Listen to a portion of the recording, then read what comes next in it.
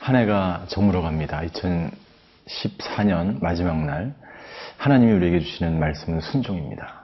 여러분, 순종은 자원하는 마음으로 하는 것입니다. 자원하지 않고 억지로 하는 것은 폭정이죠. 그리고 순종은 즉시 하는 것입니다. 머뭇거리거나 그리고 다른 핑계를 대는 것은 순종하는 마음이 아니죠. 그리고 순종은 100% 하는 것입니다. 하나도 남김없이 1%도 불순종하지 않고 완전하게 순종하는 것을 하나님은 기뻐하시는 하나님이신 줄 믿습니다. 여러분들, 우리가 2015년을 우리가 기다리면서 정말 우리가 한 해를 돌아보면 얼마나 많이 순종했는지 다시 한번 뒤를 돌아보는 그런 하루가 되었으면 좋겠습니다.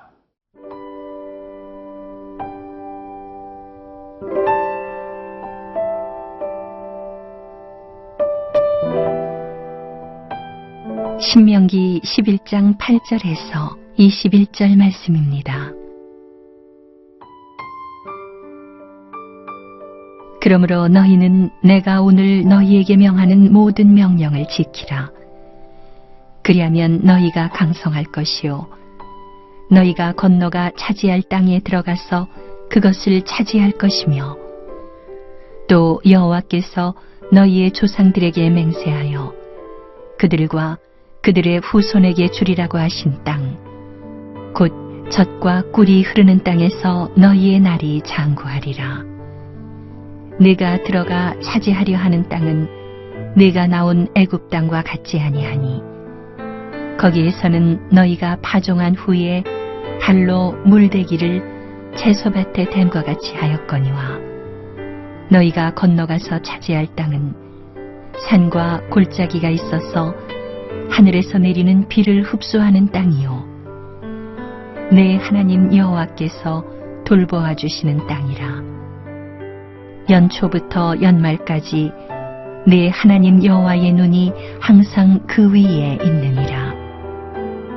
내가 오늘 너희에게 명하는 내 명령을 너희가 만일 청종하고 너희의 하나님 여호와를 사랑하여 마음을 다하고 뜻을 다하여 섬기면 여호와께서 너희의 땅에 이른 비, 늦은 비를 적당한 때에 내리시리니 너희가 곡식과 포도주와 기름을 얻을 것이요 또 가축을 위하여 들에 풀이 나게 하시리니 네가 먹고 배부를 것이라. 너희는 스스로 삼가라. 두렵건대 마음에 미혹하여 돌이켜 다른 신들을 섬기며 그것에게 절함으로 여호와께서 너희에게 진노하사 하늘을 닫아 비를 내리지 아니하여 땅이 소산을 내지 않게 하심으로 너희가 여호와께서 주신 아름다운 땅에서 속히 멸망할까 하노라. 이러므로 너희는 나의 이 말을 너희의 마음과 뜻에 두고 또 그것을 너희의 손목에 매어 기호를 삼고 너희 미간에 붙여 표를 삼으며 또 그것을 너희의 자녀에게 가르치며 집에 앉아 있을 때에든지 길을 갈 때에든지 누워 있을 때에든지 일어날 때에든지 이 말씀을 강론하고 또 내 집 문설주와 바깥문에 기록하라. 그리하면 여호와께서 너희 조상들에게 주리라고 맹세하신 땅에서 너희의 날과 너희의 자녀의 날이 많아서 하늘이 땅을 덮는 날과 같으리라. 오늘 신명기의 말씀은 모세가 가나안 땅에 들어간 이스라엘 백성들 2세대 이스라엘 백성들을 위해서 시날 평지에서 주셨던 하나님의 말씀이었습니다. 모세는 정말 자기의 사랑하는 그 다음 세대 그 다음 세대들이 오랫동안 기다려왔던, 그리고 하나님 언약 속에서 바라고 바랬던 가나안 땅으로 들어가기 전에 그들에게 정말 주고 싶었던 말씀, 그 말씀을 하고 있는 것입니다. 그 말씀은 바로 순종할 때 너희는 복을 받을 수 있을 것이다.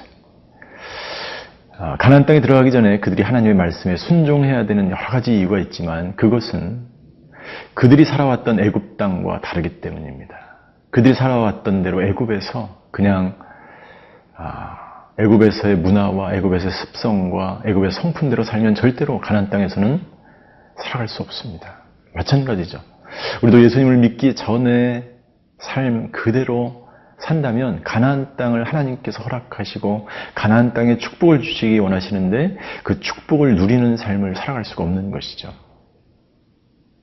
그래서 오늘 모세는 8절부터 9절까지 너희가 강성해지고 너희가 그 땅을 온전히 차지하고 그리고 너희 날이 장구하기 위해서 해야 될 것이 있는데 그것은 다른 것이 아니고 하나님의 모든 말씀을 준행하는 것, 명령에 따라 사는 것, 순종하는 삶이다라고 말하고 있는 것입니다.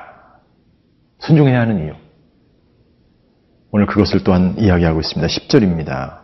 그것은 너희가 살던 땅과 너희가 차지할 땅이 다르기 때문이다 라고 말하고 있습니다. 이스라엘 백성들이 살아왔던 애굽 땅은 어떤 땅입니까? 애굽 땅엔요, 나일강이 있어서 나일강이 범람할 때마다 그냥 범람한 때마다 채소와 곡식과 열매를 얻을 수 있었습니다. 그리고 거기는 관계수로나 여러 가지 물 사정이 좋았기 때문에 자연에서 나는 것들을 통해서 너희가 파종한 후에 발로 물대기를 채소밭에 댐과 같이 하였다라고 기록하고 있습니다. 이것은 무슨 말이냐면 밭과 논에 물을 대기 위해서 사람이 막 힘써서 발을 막 이렇게 펌프질을 해서 물을 논과 밭으로 이렇게 옮기는 것을 말합니다. 그러니까 사람의 수고로 살았고요. 또 그들은 노예처럼 고역을 하면서 살았고요. 사람의 노력과 수고와 땀을 흘려야만 살아가는 땅이 애굽 땅이었습니다. 그런데 하나님께서 허락하신 가나안 땅, 너희가 차지할 땅은 어떤 땅이냐면 하늘에서 내리는 비를 흡수하는 땅이다라고 말하는 것입니다. 가나안 땅은요, 팔레스타인 땅은 물을 끌어올 때도 없습니다. 그러니까 하늘에서 하나님께서 비를 내려주셔야만 살아갈 수 있는 땅이에요. 완전히 다른 것이죠. 오직 하늘만 바라봐야 합니다. 하나님만 바라봐야 합니다. 그래야만 물을 얻을 수 있는 것입니다. 그래서 12절에 보니까 하나님께서 돌보아 주시는 땅이라고 말하고 있습니다. 너희들이 과거에 살았던 땅은 수고와 노력과 고역과 애써 힘들게 일을 해야만 농과 밭에서 열매를 얻고 채소를 얻었어요. 그러나 새로 들어갈 그 땅은 은혜로 들어가는 것입니다. 그 땅은 하나님의 돌보심을 통해서 살아가는 땅입니다. 구원받기 전 우리는 내 힘과 내 노력으로 살아왔다면 구원받은 이후에 우리는 온전히 하나님의 돌보심에 자기를 맡기고 의탁하지 않으면 절대로 존재할 수 없습니다. 그래서 하나님은 돌보아 주시고 연초부터 연말까지 내 하나님 여호와의 눈이 항상 그 위에 있다라고 말하고 있습니다. 1년 2014년 한 해 하나님이 우리를 돌보시지 않으면 우리는 살아갈 수 없는 존재입니다. 하나님의 눈이 저와 여러분들의 자녀들과 여러분들과 우리 교회와 이 나라와 민족을 지키신 분이 하나님이십니다. 가나안 땅에서도 동일합니다. 우리가 가나안의 축복을 받기 위해서는 과거처럼 사는 것이 아니라 하나님의 은혜로 모든 힘을 빼고 하나님이 부어주시는 것을 기대하며 기다리며 기도하며 살아가는 인생. 그리고 전적으로 하나님께서 우리를 하나님의 눈이 연말과 연초에 1년 내내 365일 매 시간 하나님의 눈이 거기에 머물러 있다는 것은 하나님의 인도하심과 돌보심을 말하는 것입니다. 한순간도 하나님이 돌보심이 아니면 우리는 한순간도 살아갈 수 없는 존재라는 것을 말하고 있는 것이죠. 여러분들 2024년 한 해를 뒤돌아보십시오. 한순간도 하나님이 아니었다면 우리가 살아올 수 있을까요? 우리 생명을 유지할 수 있을까요? 우리 자녀들이 건강하게 공부하며 살아갈 수 있을까요? 한 해를 돌아보며 우리를 눈동자처럼 지키신 그 하나님께 감사하는 그런 하루가 되었으면 좋겠습니다. 그리고 그 하나님 앞에 하나님의 말씀에 순종하는 그러한 2015년을 살아가시게 되길 바랍니다.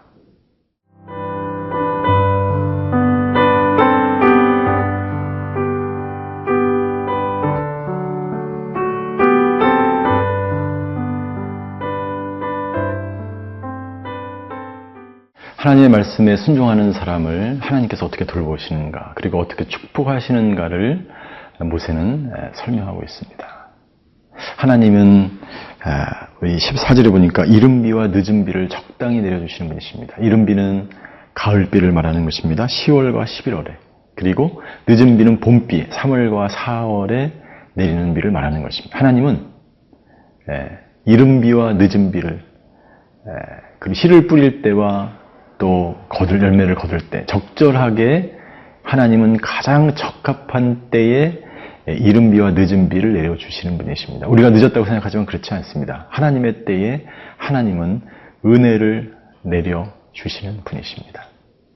돌보셔서 그렇게 우리에게 축복을 주기 원하시는 그분은 곡식과 포도주와 기름을 우리하고 하여금 얻게 될 것이요, 내가 먹고 배부를 것이다. 물질의 축복을 줄 것이다. 하나님을 경외하고 하나님의 말씀대로 살아가는 사람들에게 주시는 축복인 것이죠. 그리고 하나님께서는 18절부터 너희가 하나님의 말씀을 너희의 마음과 뜻에 두고 그것을 너희의 손목에 메어 기호를 삼고 너희 미간에 붙여 표를 삼으라 라고 말하고 있습니다. 어떻게 보면 굉장히 우스꽝스러운 모습이죠. 이마에도 붙이고 손목에도 메고 또 심지어 20절에 보니까 문설주와 바깥문에도 기록하고. 유대인들은 실제로 지금도 정통 유대인들은 그렇게 말씀 그대로 하고 있죠. 그럼 이건 무슨 말입니까? 말씀이 내 곁에서 떠나지 못하게 하라는 것입니다.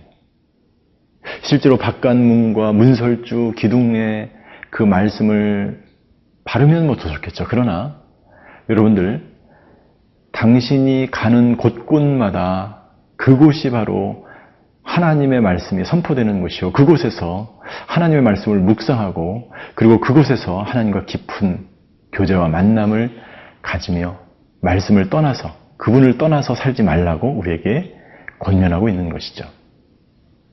뿐만 아니라 여러분, 우리는 이 세상의 수많은 정보의 홍수와 문화의 수많은 문명의 방송의 홍보 속에서 살아가고 있습니다. 따라서 우리의 눈과 귀와 우리의 머리와 이 모든 곳에 하나님의 말씀으로 무장되어 있지 않으면 우리는 세상에 점령당하는 삶을 살아갈 수 있기 때문에 내가 가는 장소뿐만 아니라 내 생각과 마음과 모든 것이 한순간도 하나님을 떠나지 말라라고 말씀하고 있습니다. 뿐만 아니라 더 나아가서 너희 다음 세대에 이 말씀을 가리키고 지켜 행하게 하라고 말씀하고 있습니다. 왜 그렇습니까?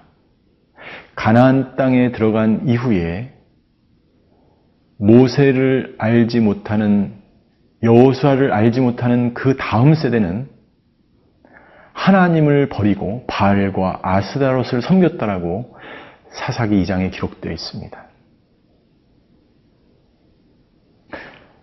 우리는 다음 세대에 이 복음을, 이 말씀을 전하지 않으면 다음 세대는 하나님을 모르는 세대가 됩니다. 세상에 점령당하는 세대가 되는 것이죠. 따라서 우리가 같이 살고 있는 자녀들에게 이 하나님의 말씀을 끊임없이 양육하고 가르쳐서 이 말씀이 오고 오는 모든 세대에 증거되어지고 또 그들로 하여금 하나님의 말씀과 항상 함께 살도록 해야 하는 것입니다. 21절, 너희의 날과 너희 자녀의 날이 많아서 하늘의 땅을 덮는 날과 같아요. 하늘의 땅을 덮는 날은 언제입니까?